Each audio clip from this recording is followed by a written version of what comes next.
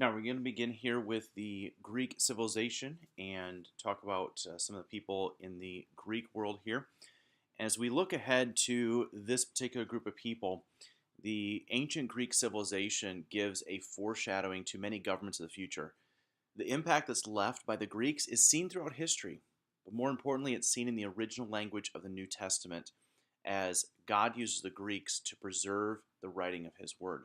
And this is a very important part of history, not only for world history, but also for biblical history. And as we look at the Greek Empire, they're going to provide a massive foundation for many things to come, and especially for the coming of Christ.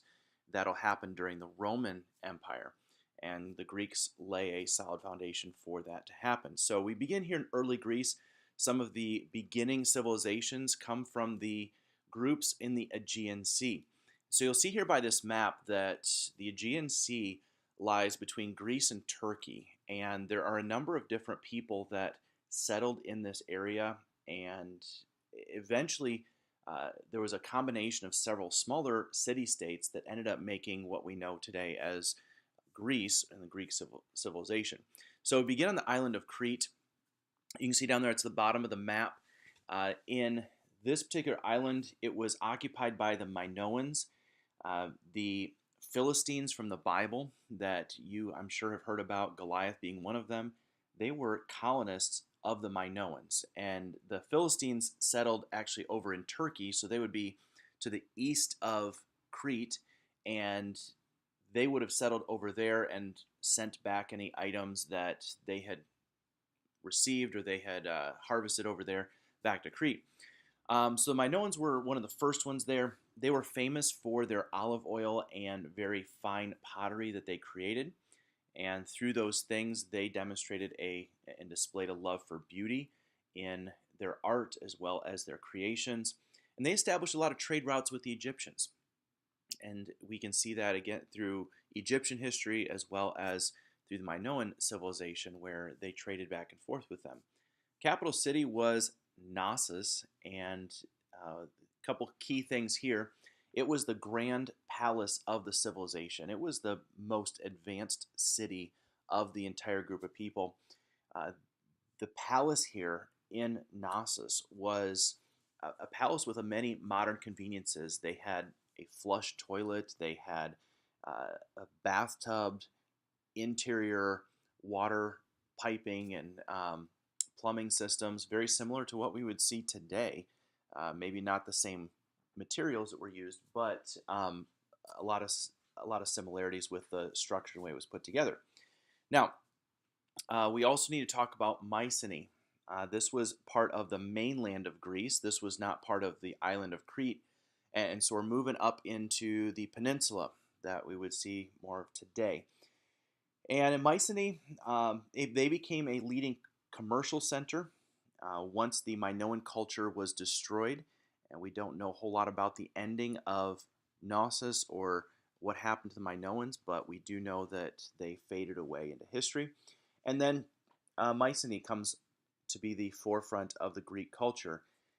In Mycenae, they had a lot of military power, and that's really one of the things that characterizes them on the mainland. And so we'll see that with some of the other cultures and groups that come later on, especially when we look at Sparta, that this was a key part of who they were. So the people of Knossos and Crete, they were more known for their trade. The people of Mycenae were more known for their military strength. In fact, this is where we get the great story of the Trojan War. And so in the Trojan War, Mycenae went to war with the city of Troy, but they were unsuccessful and not able to prevail, not able to win a victory. And so they decided that they were going to march to Troy, and they were going to give them a peace offering made out of a giant wooden horse.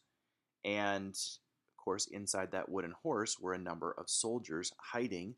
And so as soon as the people of Troy brought that wooden horse inside their city gates, as evening fell and the people started going to sleep, those men climbed out of that horse. They went to the gates. They dropped down the city gates and let all of the other soldiers from Mycenae come in. And of course, they destroyed the city of Troy.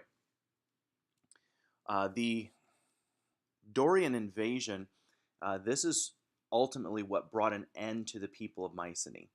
The Dorians come in and they end Mycenaean civilization very quickly and efficiently, and they are essentially gone away from major world power at this point.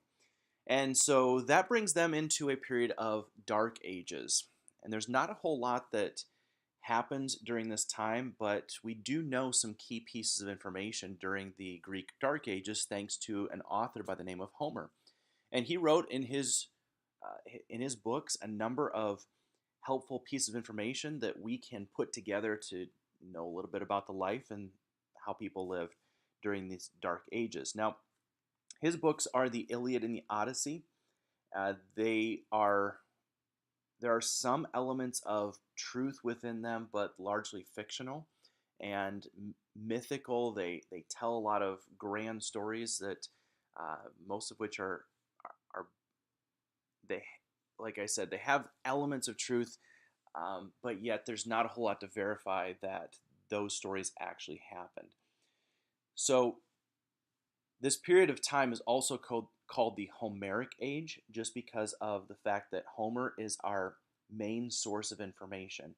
There's also not a whole lot of other credible sources to confirm or deny Homer's accounts of life in Greece during this time.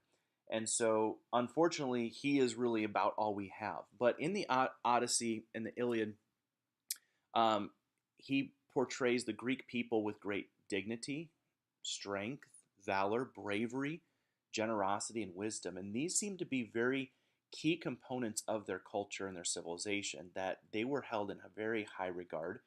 And so these values were considered very honorable. And it is portrayed quite often throughout the book in the stories that are provided. Now, of course, we couldn't talk about the Greeks without talking about some of the mythology. And there are a number of different gods that are part of Greek mythology. It's extremely famous. Many movies and books and all kinds of things have been written about Greek mythology. And we're not going to go into it in great detail. However, there are some key things that I would like for you to take note of. First of all, many of these gods were anthropomorphic. That's a great college level term that you can take home and impress your family at the dinner table tonight. Anthropomorphic essentially means that you have human form or attributes that are given to these gods.